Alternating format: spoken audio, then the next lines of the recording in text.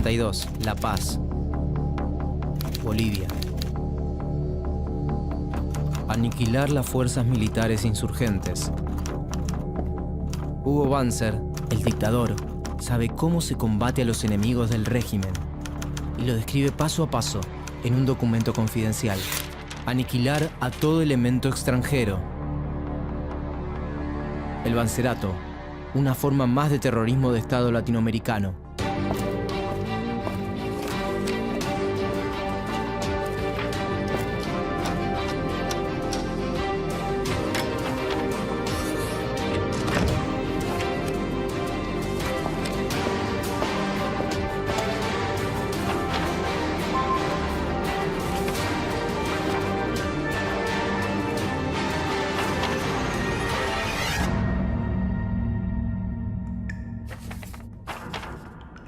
El movimiento nacionalista revolucionario comenzó a gobernar el país en 1952.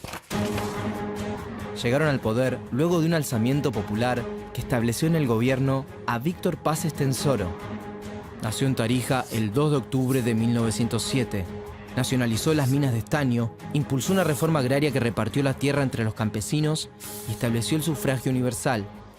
Tenía el apoyo de campesinos y mineros, en su mayoría indígenas, y se enfrentaba a los sectores económicos acomodados. El movimiento se mantuvo en el poder durante más de una década, hasta 1964. El 4 de noviembre de ese año, los periodistas que esperaban en la puerta de la Casa de Gobierno vieron salir a Paz Estenssoro, que cumplía su tercer mandato como presidente. ¿A dónde va?, le preguntaron. A inspeccionar los puestos militares, dijo el primer mandatario. Pero la realidad era otra. Al presidente lo esperaba un avión en el aeropuerto para escapar hacia Lima. El desgaste de 12 años del MNR en el poder, la pérdida del apoyo de las bases populares y la presión de la oposición debilitaron su gobierno.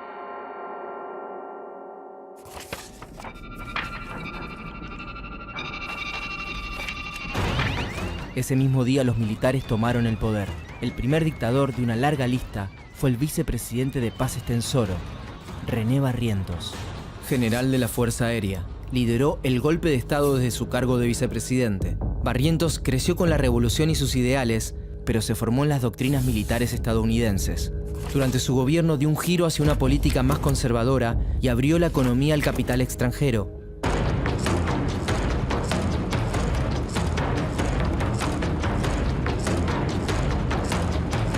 El general mantenía vínculos muy cercanos con la CIA, la Central de Inteligencia Norteamericana. En octubre de 1966, Ernesto Che Guevara llegó a Bolivia. Ingresó con otro nombre e hizo base en la zona del río Ñancahuazú. Desde ahí, quería empezar la revolución al sur del continente. Los trabajadores de la mina Siglo XX Cataví habían llegado a un acuerdo: aportar un día de sus salarios para ayudar a la incipiente guerrilla que comenzaba a formarse en el país.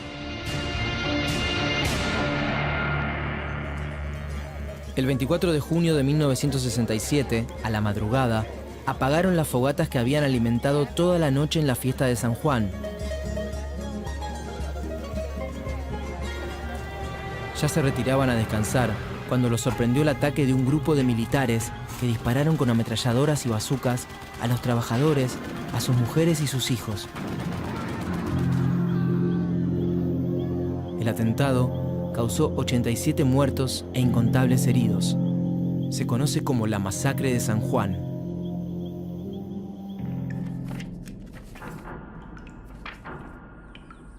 El 9 de octubre de 1967, en La Higuera, oficiales de las Fuerzas Armadas capturaron al Che Guevara y lo ejecutaron de manera clandestina, sin juicio previo.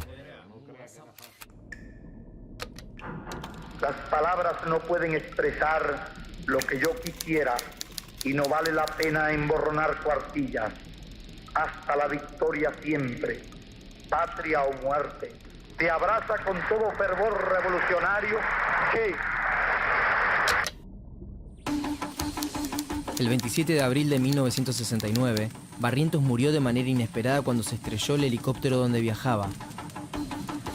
De inmediato, tomó el poder un grupo de militares nacionalistas que estaban descontentos con la política del dictador. Alfredo Bando I y luego Juan José Torres intentaron reflotar algunas de las medidas que había tomado la Revolución Boliviana.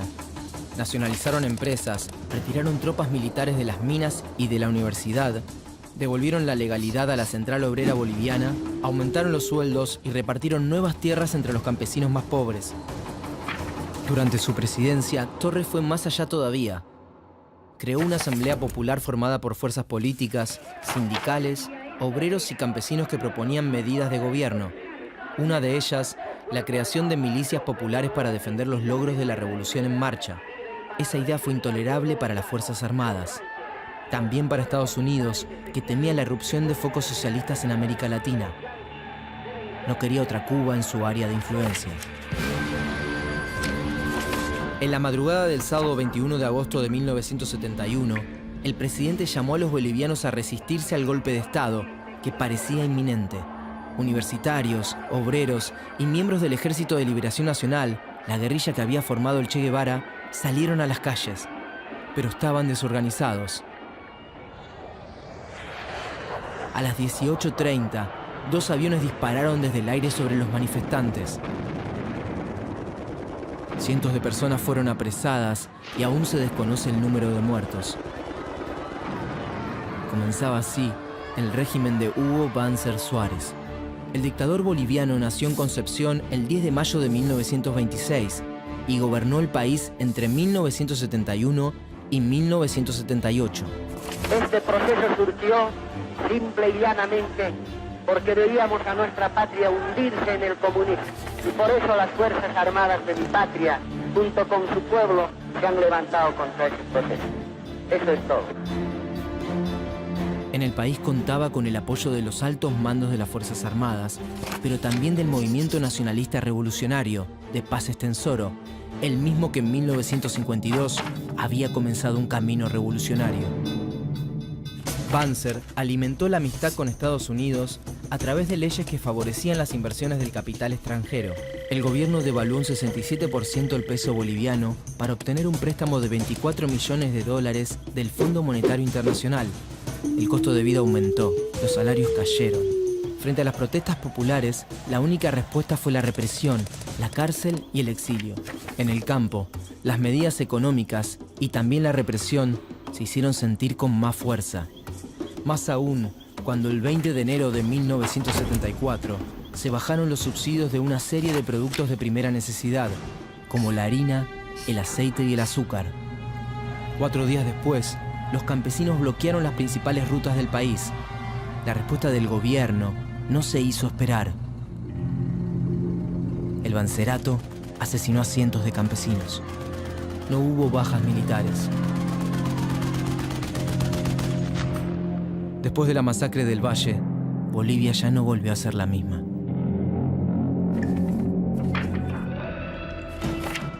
Ese mismo año, Banzer protagonizó un autogolpe y eliminó del gobierno a los partidos políticos que formaban parte del Ejecutivo para concentrar el poder sobre su figura.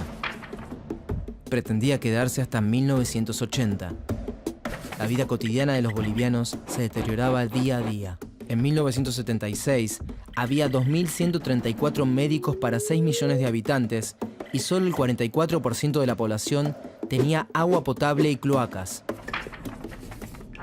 En la década de los 70, las fronteras latinoamericanas dejaron de ser físicas para convertirse en ideológicas. Banzer tenía un vínculo cercano con la Argentina. De joven se había formado en el colegio militar. Ambos países eran socios en el Plan Cóndor, una sociedad criminal establecida por los represores del Cono Sur y digitada desde Estados Unidos para ayudarse en la tarea de localizar y asesinar a sus víctimas. De los 150 desaparecidos bolivianos, 35 fueron secuestrados en Argentina. El 2 de junio de 1976, una noticia sacudió a todo el país. En Buenos Aires, asesinaron a tiros al expresidente Juan José Torres. La muerte de Torres desgastó todavía más la imagen del Banzerato, que reprimió cada una de las manifestaciones en su contra. En 1977, el dictador hizo un último intento para levantar su imagen. Banzer inició negociaciones diplomáticas con su par chileno Augusto Pinochet para recuperar la salida al mar que Bolivia había perdido en 1879. Quería apelar al sentimiento patriótico de los bolivianos, pero Chile solo aceptó seguir adelante con el diálogo bajo la consigna de anexar otros territorios bolivianos. No bien las exigencias del país vecino salieron a la luz, el desprestigio de Banzer se duplicó. Lo acusaban de traidor. La resistencia empezaba a rearmarse. A su gobierno le quedaba poco tiempo. El 28 de diciembre de 1977, las esposas de 4 mineros exiliados ingresaron al Arzobispado de La Paz y comenzaron una huelga de hambre. El 31 de diciembre se sumó un segundo grupo de mujeres que se dirigió a las oficinas del periódico Presencia. Después de 14 días, más de 500 personas participaban de la protesta y a mediados de enero superaban las 1000. Pedían una amnistía general para todos los presos políticos y exiliados, trabajo para los mineros despedidos después de las huelgas y el retiro de las tropas de los puestos de trabajo. Banzer ya no detentaba el mismo poder que en 1971 y no podía reprimir sin consecuencias a más de 1000 huelguistas debilitados por el hambre. El 18 de enero al anochecer, el dictador se vio obligado de responder a las demandas, a todas. Y Banzer tuvo que llamar a elecciones. El día de los comicios, la dictadura utilizó una última carta para dar como ganador al candidato oficialista: el fraude electoral. Las elecciones fueron anuladas. Los golpes de Estado y la violencia continuaron en Bolivia por 4 años más. El 17 de septiembre de 1982, la Central Obrera Boliviana llamó a todos los trabajadores a una huelga general que puso al país al borde de una guerra civil. Los sindicatos no estaban dispuestos a negociar, pero además, el clima internacional comenzaba a cambiar. Estados Unidos, que en la década de los 70 apoyaba a cada uno de los regímenes autoritarios de la región, ya entonces se declaraba a favor del respeto a los derechos humanos y la democracia. El 5 de octubre de 1982, el Congreso Nacional decidió declarar como válidas las elecciones realizadas en el país en 1980, que habían dado como ganador a Hernán Siles Suazo, un político de larga trayectoria en Bolivia. 3 años más tarde, traspasó su banda a otro presidente constitucional, Víctor Paz Estenssoro. 18 años después de que las armas tomaran por la fuerza el poder del Estado, se terminaba la larga noche de la dictadura boliviana. La democracia encontró una Bolivia devastada por la pobreza y las ausencias. Las Fuerzas Armadas continuaron influyendo en la vida del país por muchos años más. Sus crímenes y masacres continúan en la memoria del pueblo boliviano.